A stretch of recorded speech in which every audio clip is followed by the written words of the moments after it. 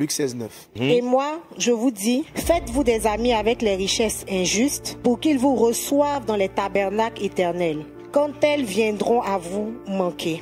Proverbe 17, 17. L'ami aime en tout temps, et dans le malheur, il se montre un frère.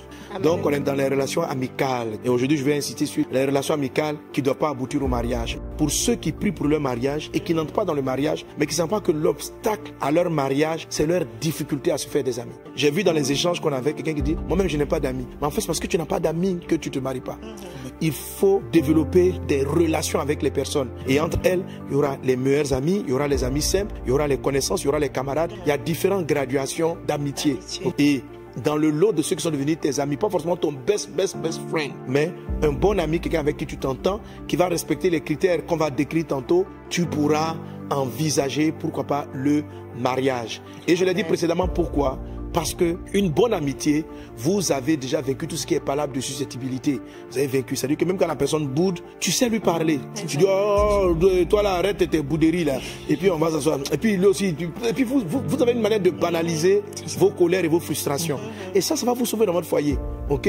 Vous avez une manière de rire de vos défauts. Mais quand vous n'avez pas eu de période d'amitié, vous êtes très susceptible.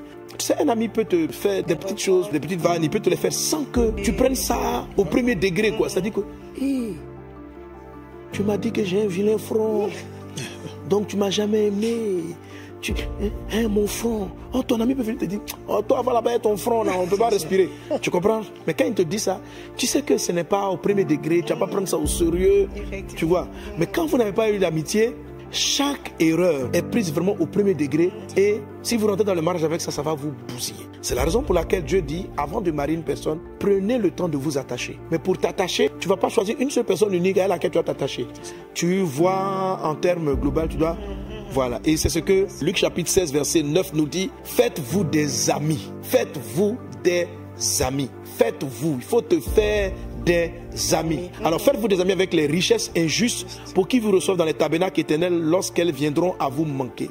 Cette phrase est utilisée pour parler de la fidélité, mais la fidélité aussi est un terme parce que le verset 10 dit celui qui est fidèle dans les moindres choses, là aussi dans les grandes. Donc un mariage est basé sur la fidélité. Alléluia. Amen. Amen. Je te promets t'aimer. Je serai fidèle à mes propos. Je te promets te garder, je serai fidèle à cela.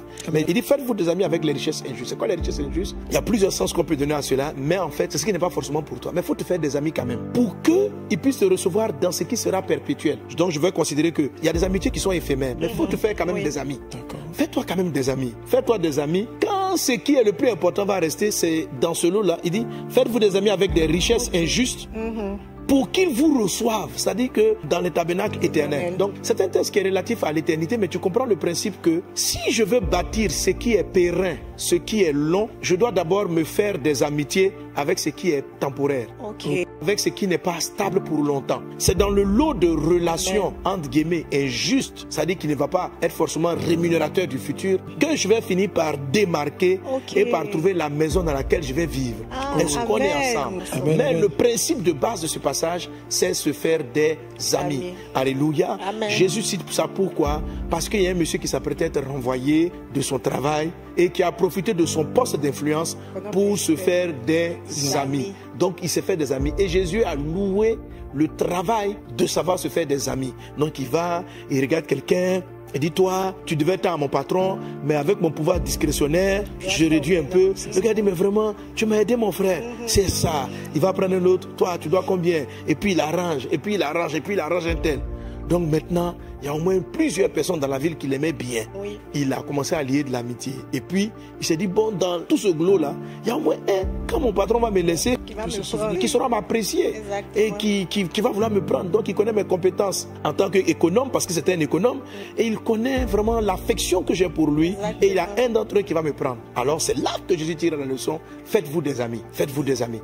Fais-toi des amis. C'est pour ça que tu n'es pas encore marié. Il n'y a personne pour te recevoir, pour bâtir sa vie longue avec toi. Donc, si tu ne te fais pas des amis, les gens vont te voir comme une proie charnelle. C'est-à-dire qu'ils vont te voir, c'est ta beauté physique. Ils vont vouloir juste avoir des rapports avec toi et puis te laisser. Ils ne peuvent pas bâtir éternellement avec quelqu'un qu'ils ne connaissent pas amicalement. Ok? Pourquoi ton mariage n'est pas perpétuel? Pourquoi vous divorcez? Parce que, en fait, tu t'es marié avec quelqu'un sans t'être fait des amis, mais tu n'as pas d'amis. Tu parles avec 2 ou 3 personnes parce que tu dis non, moi ma vie j'aime rester dans mon coin. Mais c'est en restant dans ton coin que tu ne vas pas te marier. Le mariage par rapport à l'amitié, le mariage est long. est plus perpétuelle que les relations amicales. Mais Jésus nous dit dans ce passage qu'il y a une grande sagesse dans savoir profiter du contact qu'on a pour se faire des amis. Amen. Amen. Tu es portier à l'église. Ça te coûte quoi de te faire beaucoup d'amis? Tu sais ton visage, tu ne salues pas bien les gens. Fais-toi des amis. Quel est le pouvoir discrétionnaire que tu as? C'est de sourire. Oui. C'est ça. Comment tu vas? Oui. Ça va bien? Et la famille? Donc le monsieur, il avait le pouvoir de donner un peu d'argent aux uns aux autres. Exact. Donc, ça va, tu vas bien? Et les enfants? Bonjour mon frère, bonjour ma soeur, voilà. Tu arrives à l'église, toi tu arrives à l'église, tu t'assois, tu fais ton culte. Adoré, je suis venu voir Jésus. Tu finis, tu prends tes affaires, tu t'en vas. Mais salut les gens, fais-toi des amis. On n'a pas dit que tous seront mariables. C'est ça. Et c'est là qu'on va voir ceux qu'on ne doit pas marier. Est-ce qu'on est ensemble? On est ensemble. Mais il faut te faire des amis. Amen. Tu as des relations professionnelles, ce ne sont pas tes amis. Il y a certains que tu fréquentes au travail, tu penses que ce sont des amis, ce ne sont pas forcément des amis. On va voir quel type de relation n'est pas une vraie amitié qui peut conduire au mariage. Parce qu'il y a des types de relations qu'on entretient qui ne sont pas des relations qui vont conduire au mariage. Amen. Amen. Amen. Et on a vu déjà des conditions de l'amitié. Proverbe 17 dit, l'ami aime en tout temps. Et dans le malheur se montre un frère. Il se montre un frère. Alléluia. Amen. Quelqu'un avec qui tu marches, il dit c'est ton pote. Et puis il ne t'aime pas en tout temps. Et quand tu es frappé par le malheur, il n'est pas ton frère. Il ne faut pas les marier. Amen. Amen. C'est un ami circonstanciel. Ok. Il ne peut pas rentrer dans les tabernacles éternels dont on a parlé précédemment. Ah, ça. Tu te fais une amitié, mais c'est une amitié de richesse injuste, temporaire. Tu ne vas pas t'asseoir avec cela pour longtemps. Alors, le système de l'amitié, c'est la déclaration de Adam lorsqu'il voit Ève. Cette fois, voici celle qui est os de mes os, chair de ma chair. Cette phrase-là révèle que lorsque Adam était en train de donner les noms aux animaux, c'est ce que moi j'appelle donc la période de l'amitié.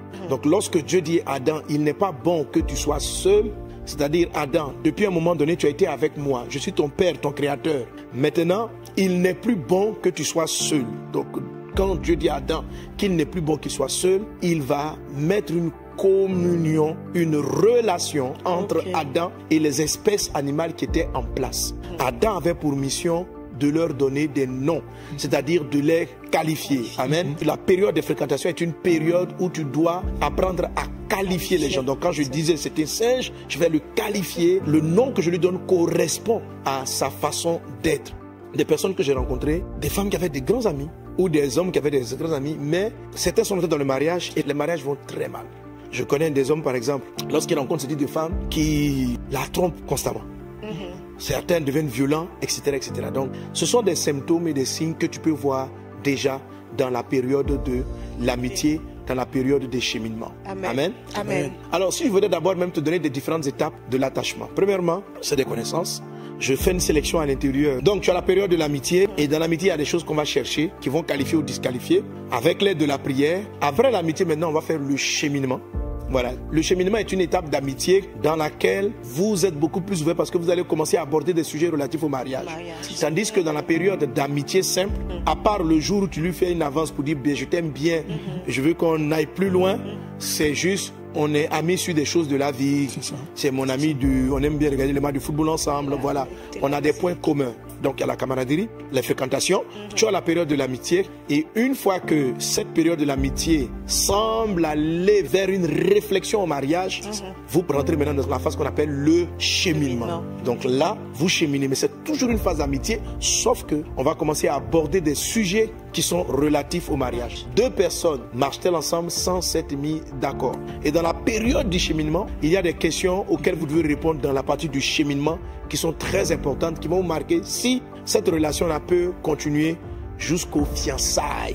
Amen. Amen. Et dans les fiançailles, il y a encore d'autres questions qu'on va poser. Donc, toutes ces étapes-là, l'amitié, le cheminement, les fiançailles font partie de la grande famille de l'attachement. Quand on dit l'homme quittera son père et sa mère, s'attachera. C'est au futur, hein. S'attachera. C'est une progression qui va donc de l'amitié, le cheminement et les fiançailles. Aujourd'hui, on est juste ensemble en train de rire, on cause, on aime rester un peu ensemble.